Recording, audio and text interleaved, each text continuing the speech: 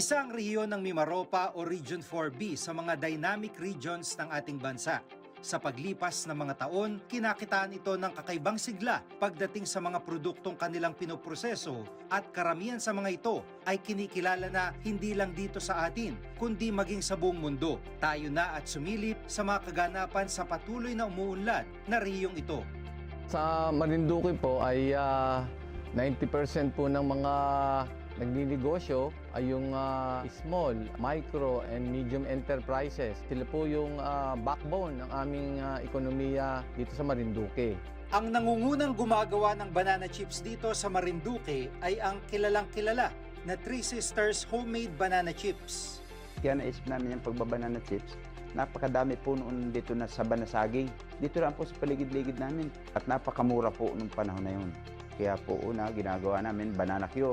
Ang problema naman po, hindi naman po siya maibos, kinabukasan, hindi na siya pwedeng ilako.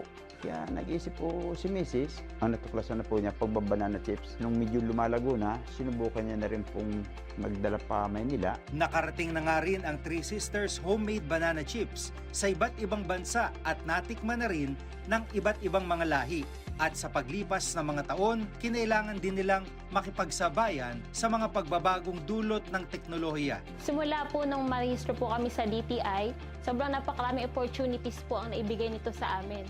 Lalo-lalo na po sa mga free trainings and seminars about sa food processing. Nakatulong din po ito upang maiayos po yung proseso. At nung na-award nga ni po sa amin itong FDA-LTO, mas naging confident po kami ibenta yung aming produkto. And nung nagkaroon po tayo ng DTI Toll Packaging Facility, nakita niyo po, ang ganda na po ng produkto. Pwede na pong pang-export ito. Ano po?